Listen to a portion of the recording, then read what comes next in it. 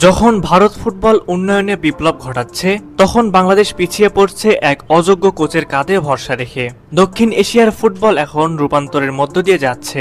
এক সময়ের অবহেলিত খেলার মান এখন দ্রুত উন্নত হচ্ছে। বিশেষ করে ভারত যেভাবে নিজেদের ফুটবলে পরিবর্তন এনেছে তা সত্যি প্রশংসনীয়। ফুটবল বিশ্বে নিজেদের অবস্থান পোক্ত করতে ভারতীয় ফুটবল ফেডারেশন সময়োপযোগী সিদ্ধান্ত নিচ্ছে।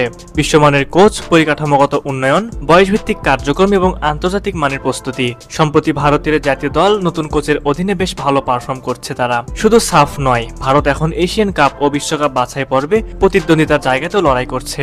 ভারতের নতুন কোচিং স্টাফ ফুটবলকে শরীর ভিত্তিক এবং একটি কৌশলগত খেলা হিসেবে গড়ে তুলছে। এই কারণে ভারতীয় ফুটবল এখন দক্ষিণ এশিয়ার শ্রেষ্ঠ শক্তি বললে ভুল হবে না।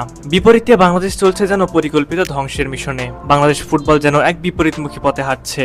যখন দেশের ফুটবল পাগল মানুষ স্বপ্ন দেখছে উন্নতির, তখন বাংলাদেশ ফুটবল ফেডারেশন যেন তার উল্টোটা করছে। বহু বিতর্ক, ব্যর্থতা ও সমালোচনার মাঝেও স্প্যানিশ কোচ হাবিয়ার ক্যাব্রেরাকে জাতীয় দলের দায়িত্বে রেখে যেন দেশকে একটি অন্ধকার ভবিষ্যতের দিকে ঠেলে দেওয়া হচ্ছে।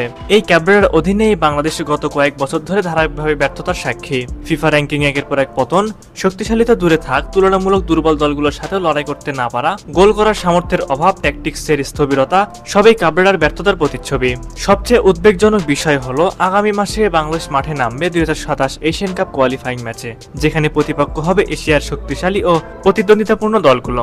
এই ম্যাচগুলোর গুরুত্ব অপরিসীম, কারণ এখান থেকে নির্ধারিত হবে বাংলাদেশ ফুটবলের ভবিষ্যৎ দিক নির্দেশনা। অথচ এমন গুরুত্বপূর্ণ মুহূর্তেও ডাগ আউটে থাকবেন হাবিয়ার ক্যাব্রেরার মতো অযোগ্য এবং অকৌশলী একজন কোচ। বিশ্লেষকরা বলছেন, এমন গুরুত্বপূর্ণ সময়ে কোচ পরিবর্তন না করে বরং একাধিক ব্যর্থতার রেকর্ডধারী ক্যাব্রেরাকে রেখে দেওয়া হলো, যা নিঃসন্দেহে আত্মঘাতী সিদ্ধান্ত। ফুটবলের মাঠের প্রতিটি মিনিট গুরুত্বপূর্ণ, প্রতিটি সিদ্ধান্ত এক একটা ম্যাচের ভাগ্য নির্ধারণ করে। কিন্তু ক্যাব্রেরার কাছ থেকে তেমন কোনো কৌশলগত দৃঢ়তা বা ম্যাচ রিডিং এর সক্ষমতা কখনোই দেখা যায়নি। শুধু টেকটিক্যাল ব্যর্থতাই নয়, ক্যাব্রেরার অধীনে খেলোয়াড়দের পারফরমেন্সও পড়তির দিকে। অভিযোগ রয়েছে ক্যাব্রেরা তরুণ প্রতিভাদের ঠিকভাবে ব্যবহার করতে পারছেন না। সিনিয়র খেলোয়াড়দের সাথে তার সম্পর্কেরও চাপ রয়েছে। কিছু ক্ষেত্রে দেখা গেছে দলের খেলোয়াড়েরা নিজেরাই আত্মবিশ্বাস হারিয়ে ফেলছেন, যা একটি দলের সামগ্রিক আত্মাকে ধ্বংস করে দেয়। তার কৌশলবিহীন গেম প্ল্যান খেলোয়াড়দের মধ্যে বিভ্রান্তি ছড়াচ্ছে, যা পরিণতি হচ্ছে একের পর এক পরাজয়ে।